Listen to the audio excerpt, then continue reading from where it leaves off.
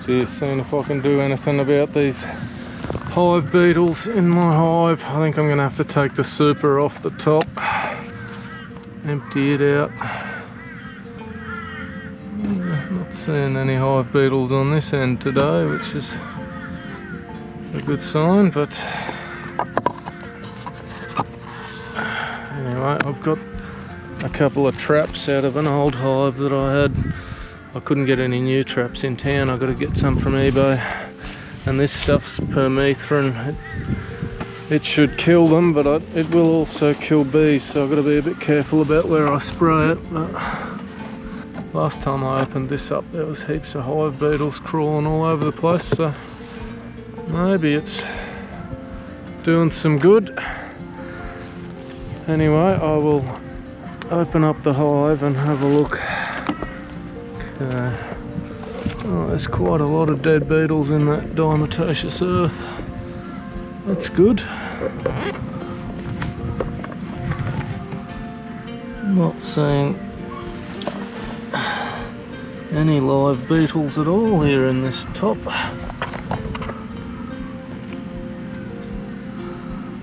I'll just have a look inside here.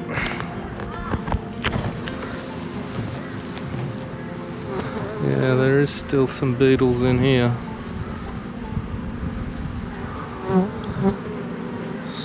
Lots of beetles on the underside of this lid. Alright, so I'm going to take that next level, the top level off, see what it looks like in the bottom.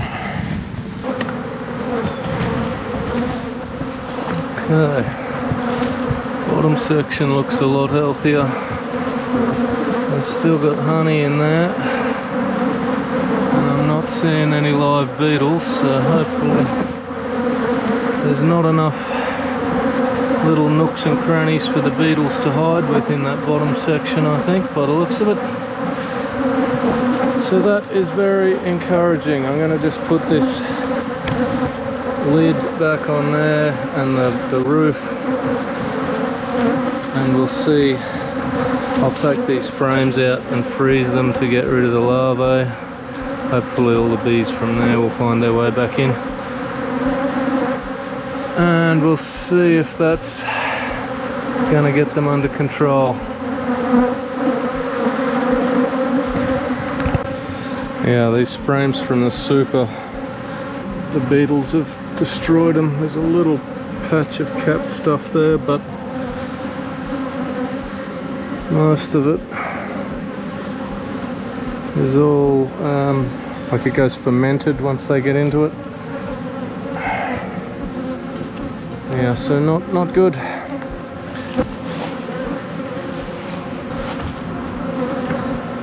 looks like it's got a bit more in it.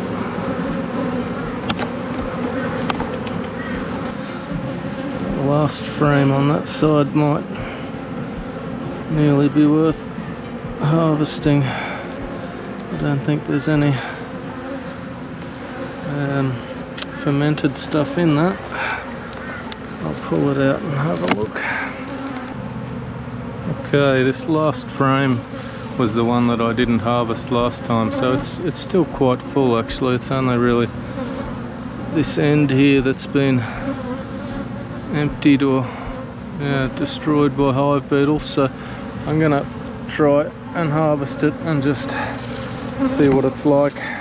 I'm not sure how it's going to work being out of the hive like this either. I haven't harvested one on its own outside the hive like this before, but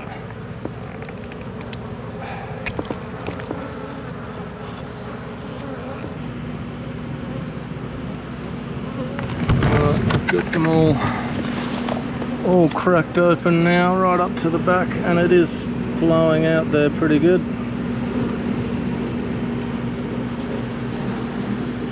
Alright, so we'll harvest this one and then get them all cleaned up, put them in the freezer. I think I'll just leave the bottom hive on its own throughout winter now. It's going into winter, so I'm not going to get them to try and fill up that top super while there's not so much flower around during winter. We'll leave it like that, start again in spring if they keep the beetles under control till then. Alright, well yeah, I got another about 1.5 litres of honey out of that frame. I'm just going to leave this super open how it is there, and hopefully they'll take whatever honey they can out of there. I'm not sure if bees will do that. I'm not much of an apiarist really, it's just I've only had a couple of hives, but anyway, we'll see how they go if they empty them out, and then I'll take them away once they all calm down and go back into the hive in the next day or so, and clean them up, get them ready for put back on in spring. Just in the process of building a new chook pen here, so I've got to move this beehive. I'm just waiting for them to disappear inside for the night, and I'll chuck some of this tape over the entryway there. It's gorilla tape, it should stick on well enough to keep them in there for the night, and then I'll grab it with the forklift, pick up the pellets, and we're going to take it over near the goat pen, past the old chook pen over there. That's the plan anyway. I don't know what time they're going to finally go inside. It might be a bit dark. It's dark. There's still a few on the outside there.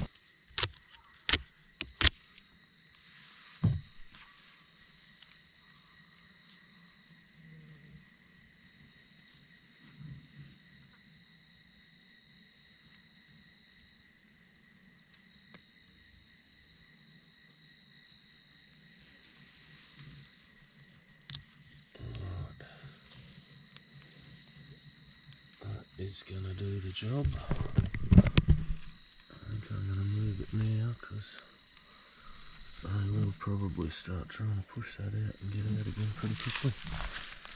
I'll go and grab the forklift and get it shifted.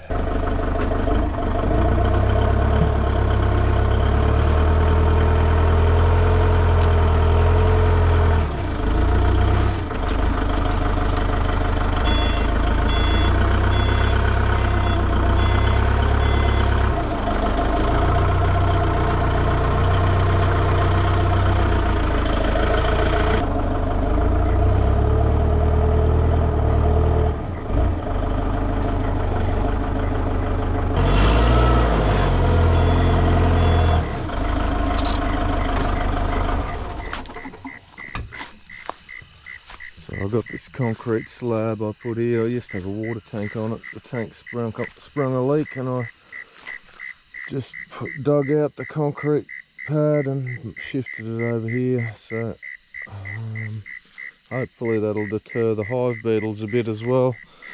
They seem to have to go down into the dirt to lay their eggs and reproduce. So if I put some diatomaceous earth around the base of the pallet there on that concrete, that should stop them from getting back into the hive, hopefully. That bottom section of the hive seems like they've got the beetles under control, so alright, I'll leave them there overnight, and if they haven't pushed their way out yet, I'll come and take this tape off in the morning. Alright, just on first light, I'll go and let these bees out before they get too active. Get it.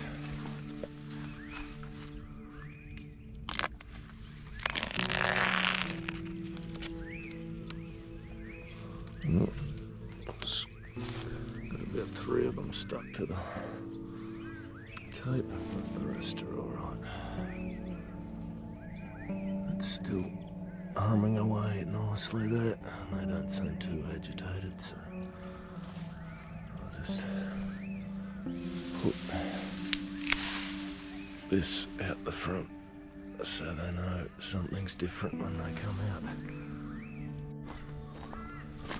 Well, this is what I was a bit worried about. This is where the hive used to be, and there's a whole bunch of bees humming around a bit lost here. The new spot for it is only probably 40 metres in that direction, but they all seem to be coming back to where they knew it was yesterday. I'm hopeful that being so close they will communicate with the ones that are still coming out from the hive now and find their way back there, but well, they're looking healthy and happy enough.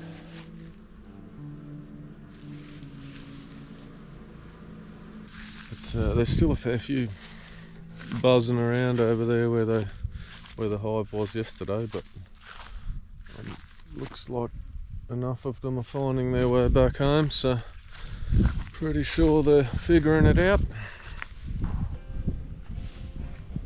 We've started a new project today. The wife wants to move the chook pen. She spent all day clearing out under these trees here. Wants to just move it from there to here, which makes very little sense to me, but I'm not going to argue. She comes up with these projects, they do make the place look better. My input was to say we're not going to move the existing chook pen because it's perfectly good and I'll use it for ducks. I did have ducks up in the dam up the top of the property, but all the dogs, cats, wild creatures killed them all, so having them down here, they should survive. I do like duck eggs and duck meat, so it will be good to get a batch of ducks again. I've got to move that diesel tank somewhere. The goat is helping you. Alright, what happened to the other one, the female? Is she still out? Yeah, no, she's out here.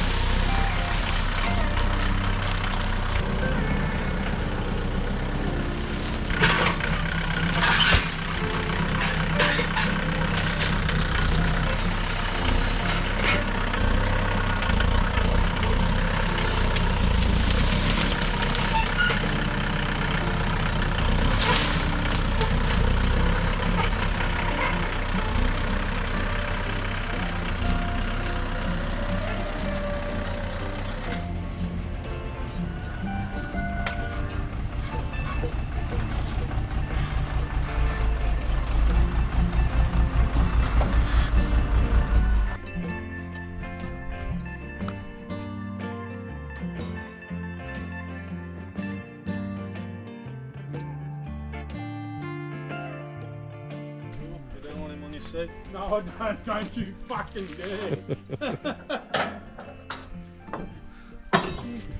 Pretty time. Maybe it's a pet.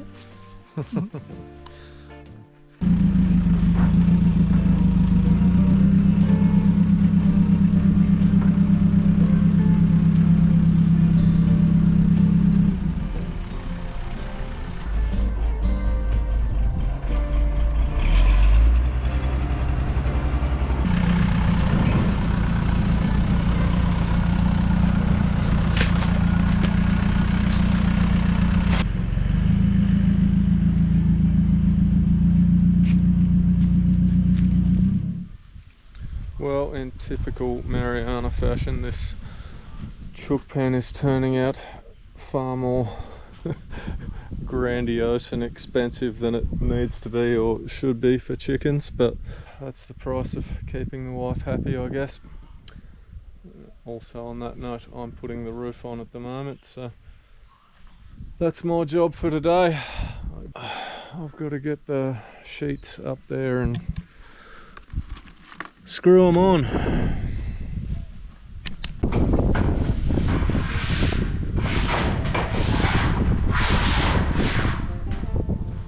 Got some of this clear plastic sheeting for this side here because it's going to be in the shade anyway, so it'll let some light in. We'll go and double check with the Minister for War and Finance, make sure she's happy with it, and then I'll start screwing it on. Keep the comments. It's only a very rough coat of paint. I'm sure the chooks won't notice. Oh, Chooks will love it.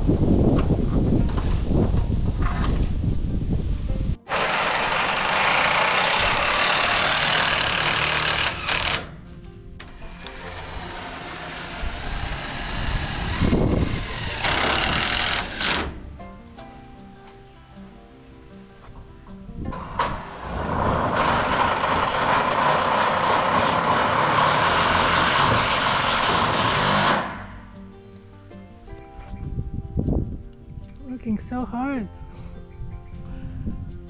It's too hard for a chook pen. It's worth it.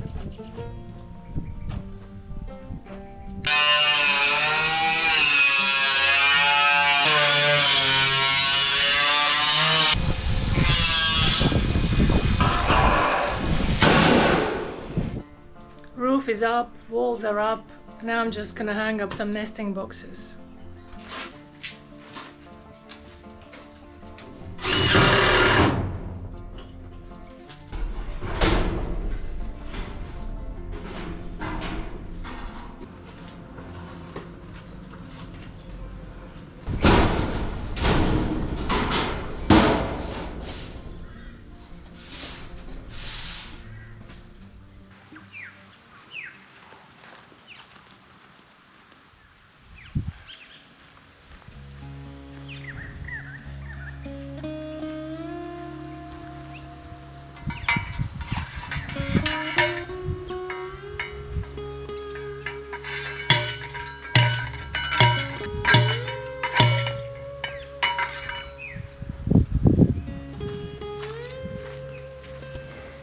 Alright, so we've got all the posts up now, and I've got a wire top and bottom the whole way around. It's just this side of those trees it's going through. Back up the other side there. Now I've just got to roll out this chicken wire stuff, and I'll just attach it to here with U-nails and then clip it along the top and bottom with these clips. You basically put this little wire piece over the wire and through the chicken wire and clamp it together. Well, it's slowly coming together. There's been a lot of swearing and gnashing of teeth when I pinched my fingers with these bloody netting clipping pliers, and I don't think I'll ever be a professional fencer. It's not going to hold buffalo or anything, but it should do the job for chooks. I bought some nesting box mats from Amazon, and actually they looked a lot thinner in a photo than what they are in real life. Because these are roll-away nesting boxes, and I feel like if I put them in here, it's kind of going to defeat the purpose. It won't really let the eggs roll away. But I'm gonna give them a go anyway and see how they perform. I can always take them out if it doesn't work. Right, I'm gonna go and move the chickens in a new pen now. I've got a bowl of scraps over here, so hopefully they'll just follow me.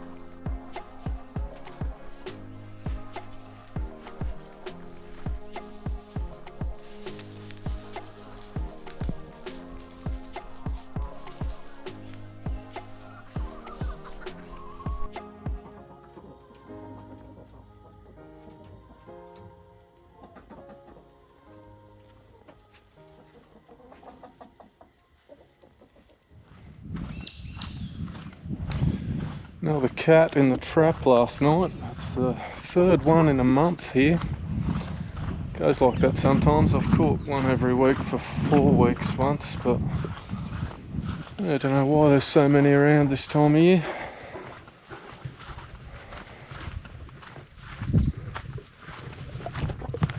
Actually doesn't look all that terribly wild, but I did ask all the neighbours if it is a domestic cat. It's come from more than a couple of kilometres away, so yeah.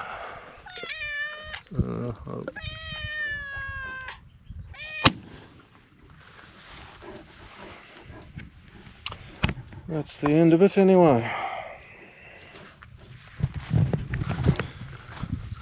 One less cat killing wildlife. Oh, I'm having a go at making my own biltong for the first time ever. I've got a big food dehydrator, and I'm just using some of this beef that I did my own cow last week and had a fair few roasts out of that, so I'm going to use them for most of it. I've also got a couple of bits of rump steak, which should be... So for biltong you want to normally apparently cut it with the grain, and then when you slice it, the thin bits off it to eat, that's across the grain. But I thought I'd give it a go because the rump steak's already going to be cut across the grain. See if it makes much difference if you cut it the other way. Just see what the difference in texture is like there. I've just got a basic biltong recipe. They all seem sort of similar, just add bits and pieces of what you like. I've just got a basic recipe, but I'm adding a bit of cayenne pepper and chili flakes to it. The main thing that all biltong recipes seem to have is coriander seeds. That gives it that biltong flavour apparently. So this marinade is just apple cider vinegar, salt, coriander seeds and brown sugar, but then I'm going to add a bit of cayenne pepper and chili flakes as well. This is a marinating container, just keeps the meat, so you can pull it out and leave the marinade behind, and you can flip it over because it seals on the top. So I'll flip it over in the fridge a couple of times, leave it marinate overnight, and put it in the dehydrator tomorrow. See how long it takes. Being my first time, I'm going to do a bit of experimenting also with the thickness of the cuts. So this is one of the roasts. as you can see, the muscle fibers are all lengthways, so again across the grain will be that way. So I'm gonna cut this one with the grain because the stakes are already cut across the grain. So this one will be cut this way. I'll try everything from about 2 centimeters down to about 1/2 centimeter. I think you want it fairly thin, but I'm not exactly sure how much it's going to lose in the drying, so it's going to be a bit of an experiment for me.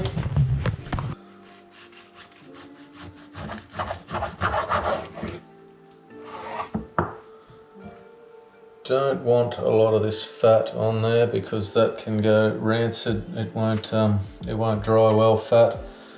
So I'm going to trim that all off as much as I can. There's a little bit of fat going through the meat, obviously, and that will be all right. I will leave that in there. There's no real way to get rid of that. And biltong does have a bit of fat in it generally anyway, but it will spoil quicker if there's lots of fat on it, so take that out. Alright, so I did about half of that piece in the 5mm thickness. It's all pretty thin, and this other half is about 1 centimeter. I think these are more likely to be the best thicknesses, but I'm going to do another piece in about 1.5 centimeter to 2 centimeter thickness. I don't think there'll be anything wrong with it. It might just be, if it's tough, it'll be a bit hard to chew, but you slice it thin after it's dried anyway, so we'll see how that goes. Alright, so then the last one I cut sort of almost as thick as I would cut steaks. It's 1.5 centimeter thick. So we've got 3 different thicknesses there, all cut with the grain, and then I've got these 3 bits of what I called them rump steak. I'm not sure I had the right muscle, but it's the top back of the back leg on a cow that I did. I've just taken all the fat off it, and those are steak thicknesses. They're sort of nearly 2 centimeters thick. Alright, so we want about 10 tablespoons of vinegar, about 5 tablespoons of salt, about 4 of the coriander seeds, so I'll put all of them in, and about 3 of the brown sugar. I don't want it too hot because the kids don't like much spice, so just a bit of the chili flakes and maybe a teaspoon or 2 of cayenne pepper.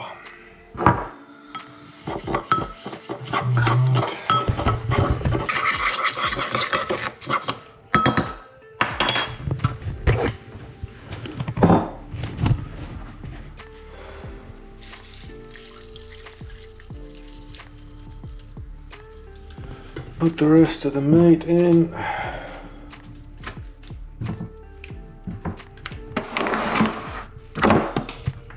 Lid on. Make sure it's sealed.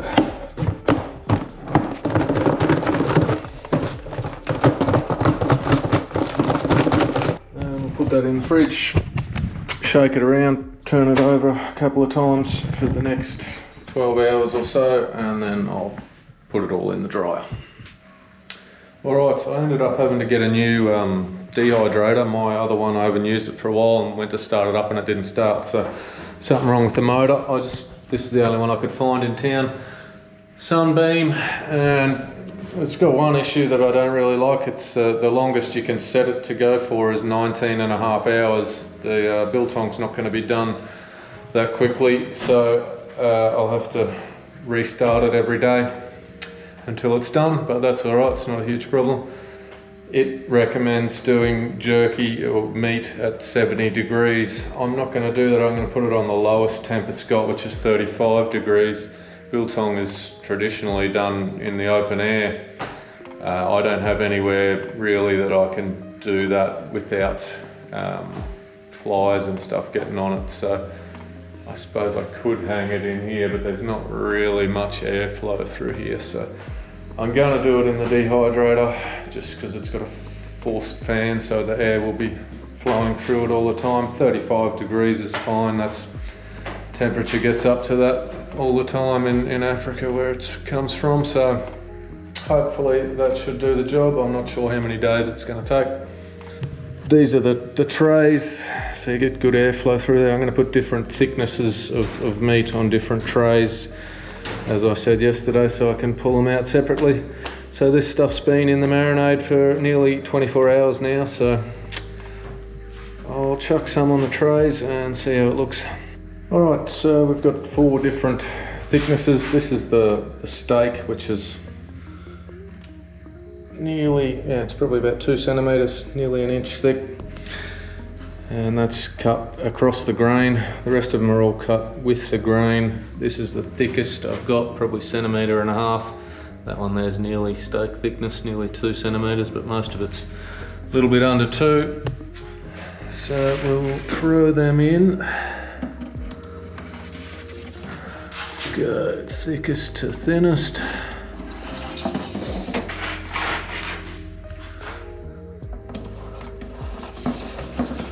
And I've got one more tray over here, which was just all the ones that wouldn't fit on those 3. And all right, I'll put the front on, plugged in. Okay, I'll give you an update tomorrow. All right, day 1. Oh yeah, drying out pretty nicely. That really thin stuff, the really thin stuff is probably dry enough, but some of it's still gonna need a bit more, and the thick stuff definitely going to need some more. It's still very soft.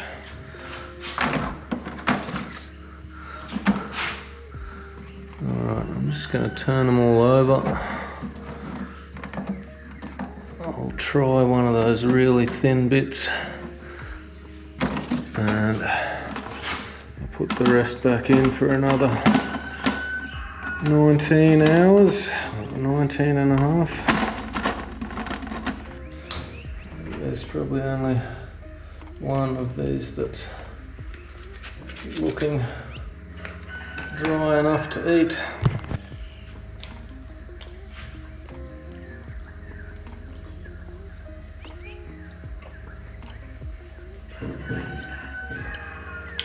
Well, it's jerky. Not bad. Probably could have put a bit more chili in it, but and the kids wouldn't like it. I think the thicker ones will be better. Alright, second day. I'm thinking some of this is going to be ready. Those bigger, thicker bits are probably still not. They're still fairly soft. But some of these 1/2 centimetre ones, very, very dry. They should be good.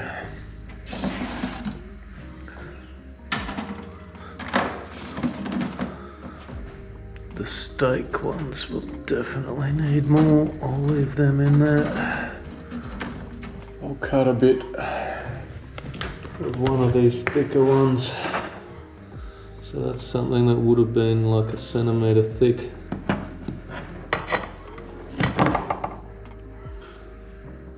Still a little bit pink in the middle and slightly soft.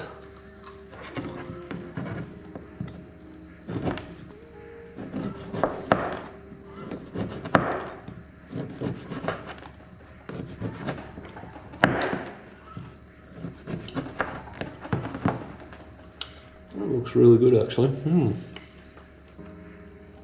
I think that's about how I'd want it.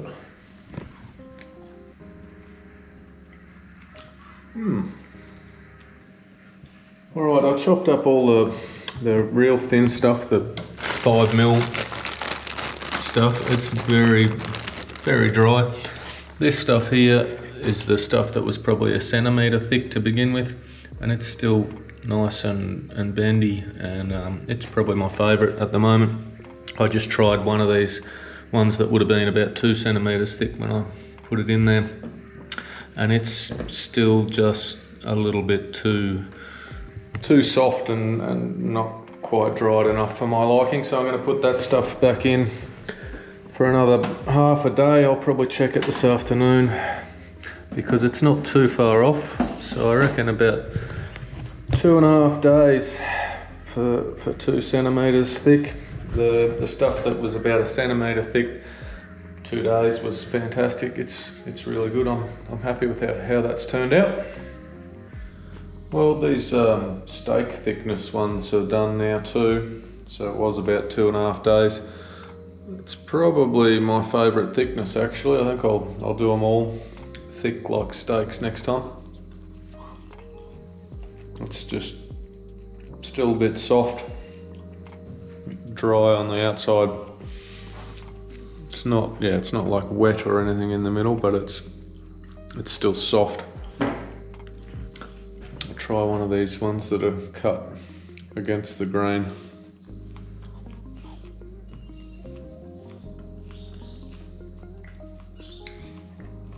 That's probably a bit tougher, I think. There's probably a reason most people do cut them with the grain. I do think it's better. Anyway, first go at Biltong. Happy with that. We'll be doing it again. Got a lot of fires around at the moment. There's people burning off all this country up in the hills. That's why you can hardly see these hills that are only a couple of kilometres away here. It's very smoky. It's sort of the best time of year around here for burning off country that you need to clear, because any further into winter and it gets really windy, and that gets a bit dangerous with fires. And any earlier in the year, it's still very wet. The wet season doesn't really finish till April, and when everything's too wet, of course, it doesn't burn properly, so you can't get a good clearing of all the undergrowth. So we go through and plough all these paddocks that are close to the orchard. Down the bottom here, you can't get right down any further than that because there's still water coming up out of the ground down there. You'll get bogged, but as much as we can, we clear a fire break around the orchard, because if fire gets into the lime trees, all the oil in the leaves, they go up like a torch. They go up pretty quickly. Just keeping an eye on these fires. If we need to, we'll run the irrigation in these blocks that are closest to the bush at the same time, so that it doesn't creep in through the grass. If the grass under the trees are wet, the fire shouldn't be able to get up into them. Doing a few venison steaks on the fire tonight. I've got some chittle or chital, I'm not sure of the pronunciation there. I've heard it both ways. Down near Air a couple of weeks ago. This is just I think it's called the top round. It's the big muscle at the top of the leg, on the back leg on a deer. And I just sliced it into steaks and hammered it with the meat tenderizer a little bit to make it thin. And then I got a tip from the local butcher who's been watching a few of my videos. This Lane's Magic Dust, he reckons it's a go for venison. So seasoned with that, and it's just on over the open fire. I'm just letting it die down a little bit more so it doesn't scorch them, so they'll get that bit of smoky flavour and should be pretty good. I'm a bit worried about it being too tough. That muscle's generally not great as steaks, but we'll see how it goes. What are you doing, high jumping over there, kids? Oh, this is generally our Friday afternoon thing. I cook on Fridays, my once a week that I cook, so we generally have either barbecue or cooking on the fire. It's my type of cooking. Alright, we'll whack a few on.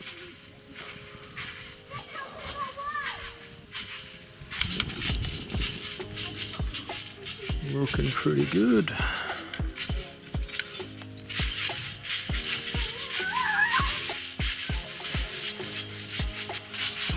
Take a few off, leave a few on for the wife and kids because they like stuff burnt to a crisp.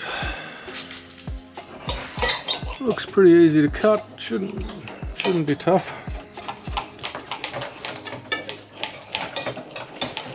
What's the verdict, mate? Is it good? Yeah. Not tough? Thumbs up from you? Give me a look. It's so hard to cut. That's better than I was expecting. Not too tough at all.